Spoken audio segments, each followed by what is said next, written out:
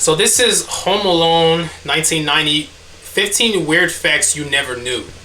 I just got done watching, Home Alone 1 last night. I'm getting ready to watch the second one, but I think it's a good time to watch this video. So let's go. I made my family 15 weird facts I never knew.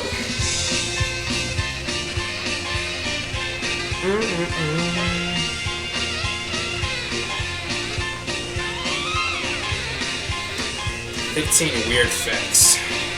Remember when a Christmas movie about parental neglect became the feel-good hit of 1990? Home Alone was John Hughes' holiday masterpiece.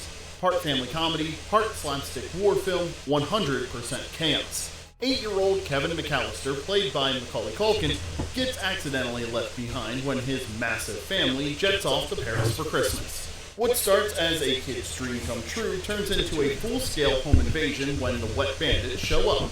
Harry, played by Joe Pesci, Wet Bandits, and Marv, played by Daniel Stern. Rounding out the chaos are Kevin's panicked mom, Kate, played by Catherine O'Hara, his dad, Peter, played by John Hurd, and the mysterious neighbor, Old Man Marley, played by Robert Blossel. Today, we're diving into 15 weird facts about Home Alone. Now, before we get started, hit that like button and subscribe. It helps YouTube show this video to more retro movie fans just like you. Now, let's get into the countdown with number 15. Daniel Stern let a tarantula walk on his face for real.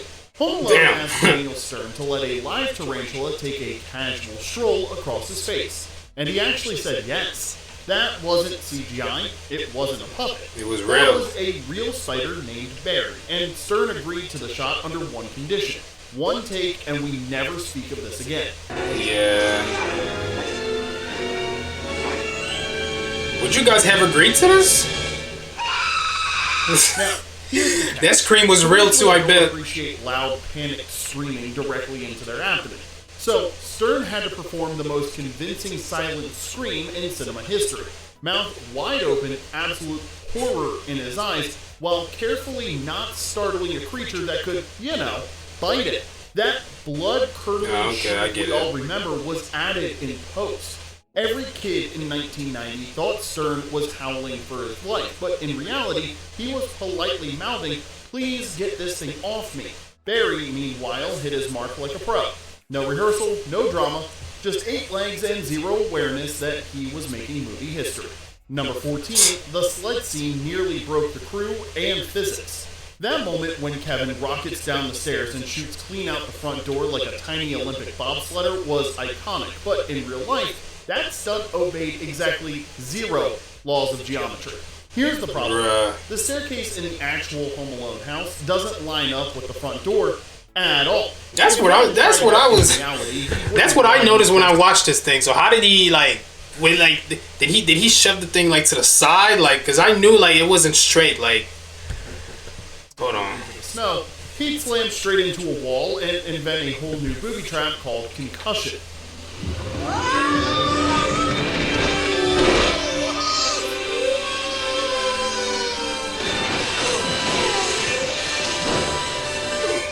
Damn. The crew tried everything. They sent sleds down those stairs again and again, and every single one veered off like a grocery cart with a broken wheel. Left, right, sideways, everywhere except toward the camera. After about the 10th try, it stopped being filmmaking and started being a physics experiment that they were clearly losing. So the team pulled the most 90s solution imaginable: cinematic trickery. We built a ski ramp inside a practical house, put the toboggan on it, and shot it out the front door. When we did the first test with nobody on it, it shot 30 feet out the door. They rigged a custom sled with hidden wheels, tweaked the angles, cheated the camera, and hoped for the best. And when it came time to actually launch Kevin, that wasn't... they had no choice, though. It was his 30-year-old stunt double, chosen specifically because he was roughly kid-sized, and stick around for number 3 because his 30-year-old stunt double, The shot became iconic, but behind the scenes, it was Hollywood versus a Midwest staircase, and the staircase almost won. Number 13, the iconic scream was a total accident. Every adult in Home Alone yelled Kevin like they'd misplaced a small nuclear device. That part was intentional. The script baked that panic right in. The McAllisters were supposed to spend the entire movie in full-blown parental meltdown mode. I took a shower washing every body part with actual soap, including all the major crevices, Actual between my soap. toes and in my belly button. But the moment that really became a cultural landmark was Kevin slapping his hands to his cheeks and screaming like he had just discovered moisturizer for the first time.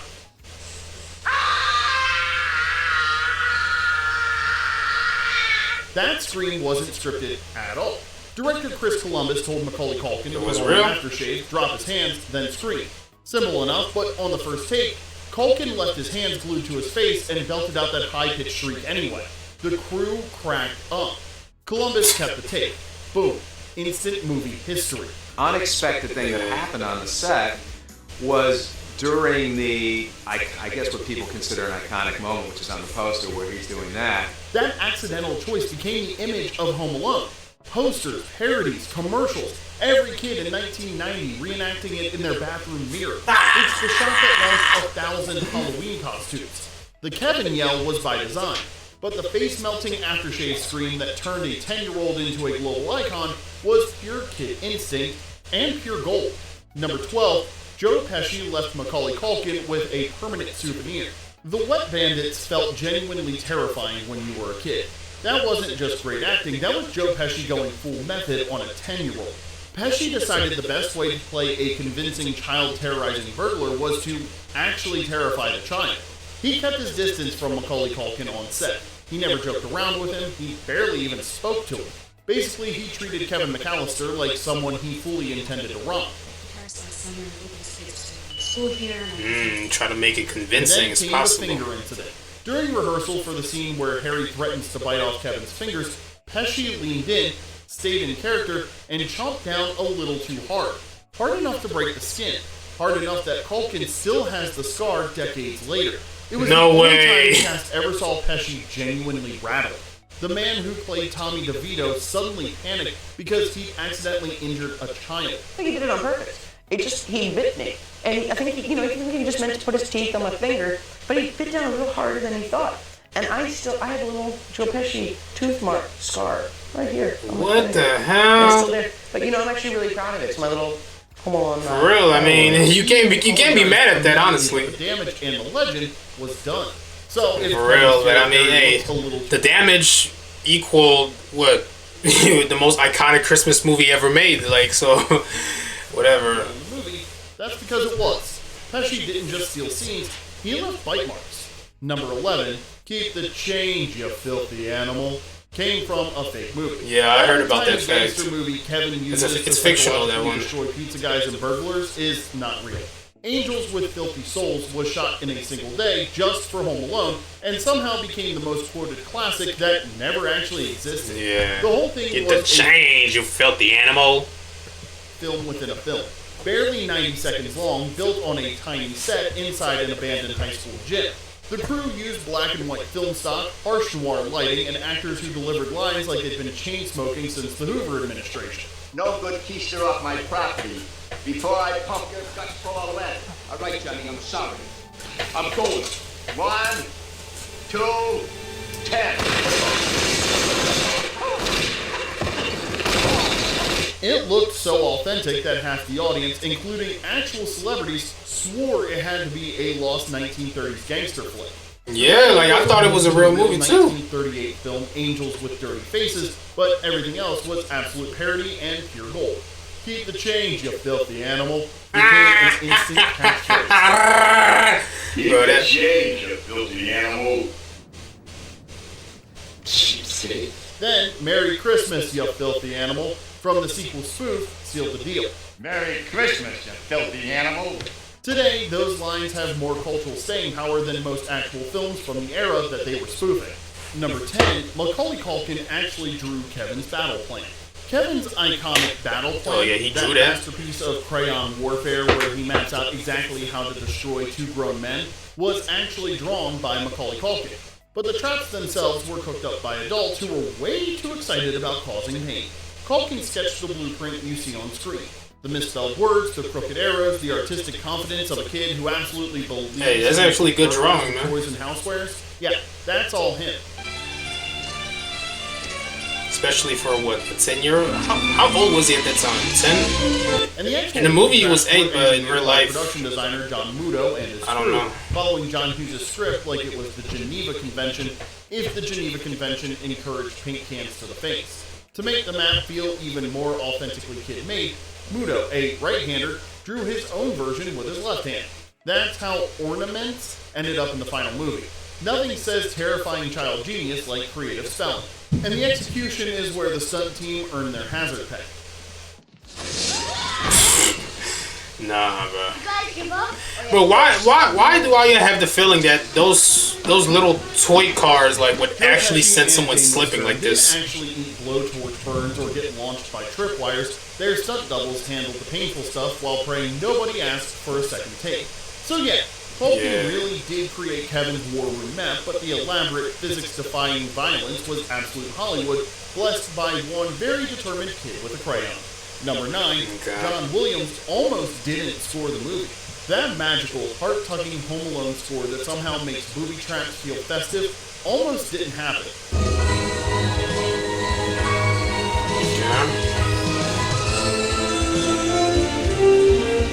John Williams, the guy behind Star Wars, Indiana Jones, and basically every soundtrack that ever made you feel feelings, originally passed on the idea.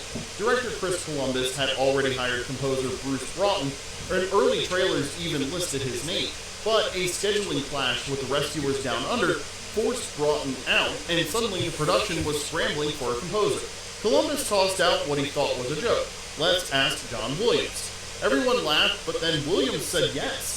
John Williams and I have done 5 or 6 pictures together, and he has truly just taken my films and just given them new life. He watched the rough cut and was instantly enchanted. That's the actual word he used, by this small, chaotic Christmas comedy about a kid defending his house with paint cans and fire. He saw a chance to write original Christmas music, build a new holiday sound, and maybe sneak a future classic into the canon. The result was somewhere in my memory. Hey, man. Those are really good sounds, though. A score so iconic it practically defines Christmas for an entire generation. Facts. It earned Williams 2 Oscar nominations and elevated Home Alone from a fun family movie into a full-blown holiday tradition. The greatest Christmas soundtrack of the 90s only happened because of a scheduling conflict and a long-shot phone call. Sometimes movie magic is just dumb luck with perfect timing. Number 8, Joe Pesci couldn't stop swearing on set. Harry spends the whole movie I heard about that. like a kettle about to explode, and that wasn't acting. That was Joe Pesci fighting every instinct he had after spending the same year dropping F-bombs, which led him to picking up an Oscar for the classic gangster film Goodfellas.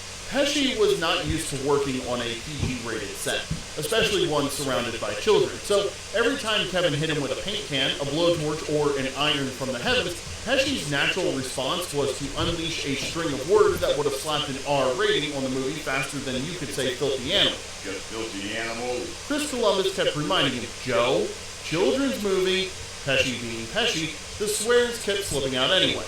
So he invented a loophole, cartoon cursing. Instead of real profanity, Pesci started spitting out angry gibberish. That frackin' meltdown that sounds like Yosemite Sam after Bugs Bunny outsmarts him for the 100th time. What?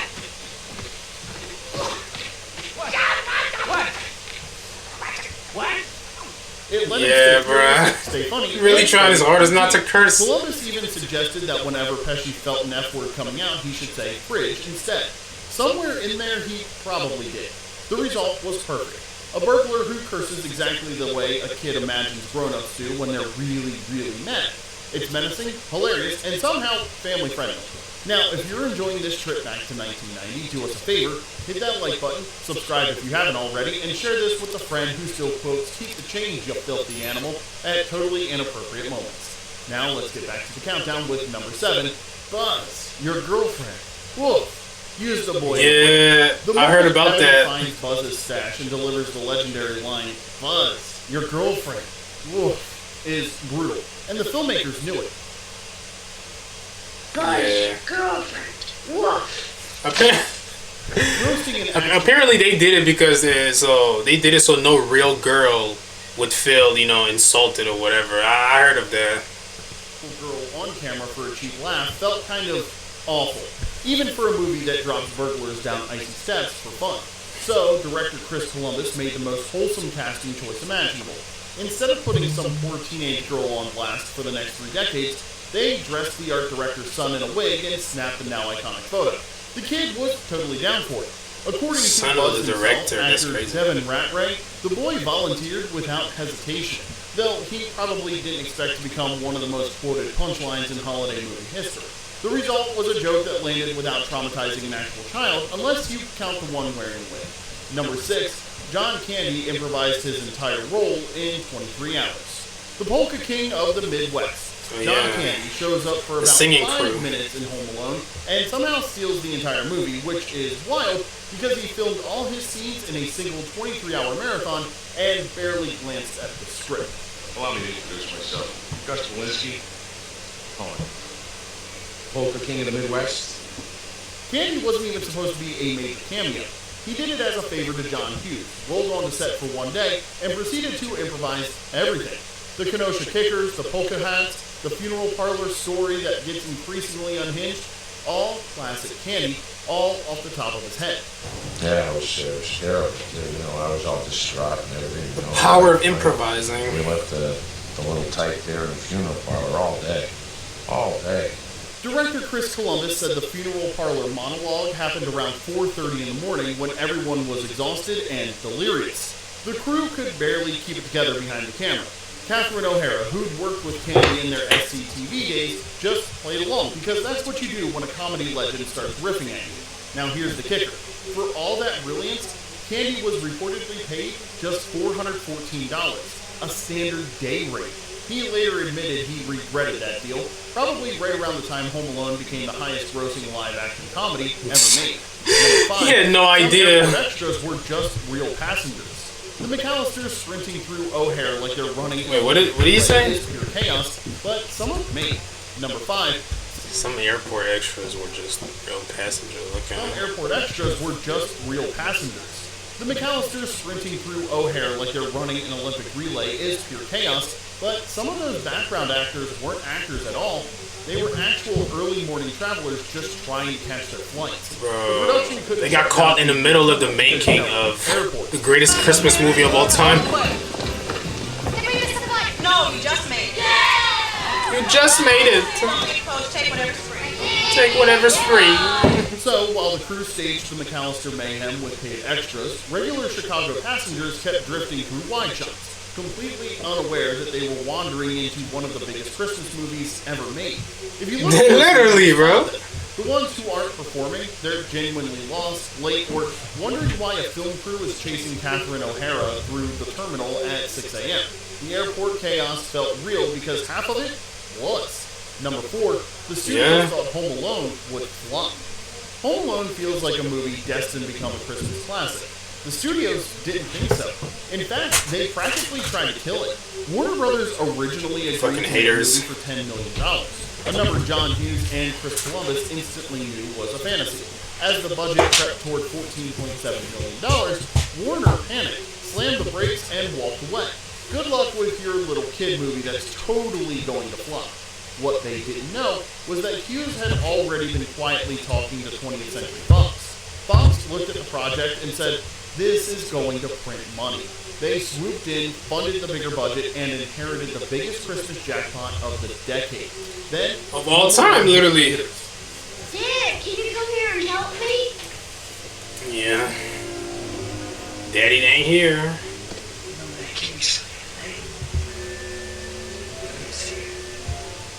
Kids do, parents can't. It didn't just Home Alone. It detonated. It was the highest grossing movie of 1990, the highest grossing live action comedy ever made, a title it held for 21 years until 2011 when The Hangover Part 2 passed it. It didn't even stop there. Home Alone 2 Lost in New York came 2 years later and became another massive hit, followed then by Home Alone 3 and 4. The latter two, I think. I mean, the thing about I did watch Home Alone 3 like when I was younger, bro. It's like I didn't even know it was a third movie. Literally, I thought it was just a similar movie because it had a different name. I don't know, but the thing about Home Alone 3 is that it's Actually, not that bad. Actually, it's not that bad. Obviously, it's nowhere near, close to the first two. But honestly, it's not that bad of a movie. I heard apparently they were trying to contact Kevin, like the real life actor, to go ahead and play Home Alone 3, but he had just grown out of the role. But I don't know. But whatever. Actually, Home Alone 3 is not that bad. That's all I want to say. But yeah. I haven't watched 4, 5, 6. How many of them is it? I don't know. Like, I haven't watched the rest of them. I've only watched the first 3 and that's it.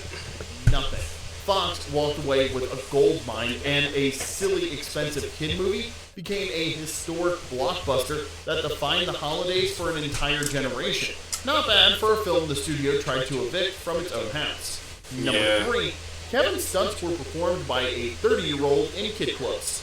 When Kevin finds the shelves in Buzz's room like he's hunting for buried treasure, right before the whole thing collapses on top of him, there's no universe where a 9-year-old was allowed to do that. That wasn't Macaulay Culkin. That was Larry Nicholas, a fully grown 30-year-old stunt performer who just happened to be short enough to pass for a kid on camera. Nicholas handled all the stuff that would have sent an actual child straight to the ER. Like climbing unstable furniture and slipping on ice. Oh, and getting blasted by booby traps. Anything involving velocity, gravity, or a combination of the two. Thanks to clever angles and movie magic, audiences never noticed Kevin occasionally turned into a tiny adult acrobat. Oh! That's crazy. You really can't notice. Later recalled watching Nicholas perform the collapsing shelf stunt over and over, the set dropping like a Jenga tower every single take. It looked hilarious on film, but it was brutal. And he never cleaned that up, didn't he? So, Kevin McAllister became the most dangerous kid in movie history, the person actually taking the hits was a grown man dressed like a 4th grader. Movie magic. Yeah, that's fair. Number 2, the snow was mostly fake, and some of it was mashed potatoes. Home Alone made suburban Chicago look like the craziest winter wonderland ever filmed. Most of that snow came from a kitchen, not the sky. The crew shot in February, crossing their fingers for a real Midwest blizzard to save some money. Day 2, miracle. An actual snowstorm rolled in, giving them those gorgeous exterior shots and the perfect Christmas morning blanket. But I ain't gonna lie, it really does look beautiful, bro. Everything else was totally Can't lie. For falling snow, the filmmakers used dried potato flakes. It looked amazing on camera, and it turned into a disgusting field of rotting starch once it melted.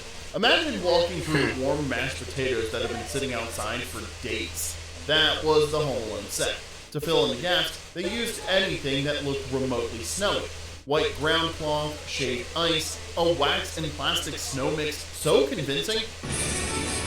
Bro, I mean, hey, you gotta use everything you can to make it look as convincing as possible, bro. And it worked.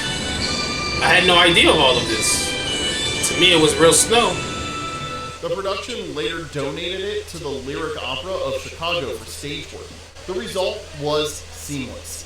A winter movie that feels colder and more Christmassy than most actual Decembers. Just try not to think about the fact that half of Kevin's neighborhood was basically covered in dehydrated potatoes. Number 1, the McAllister house was built inside a high school gym. The McAllister house looked like the platonic ideal of a suburban mansion. Huge, perfect, and the kind of place where you'd absolutely want to be left behind for Christmas. Surprise, most of it wasn't real. A high school gym.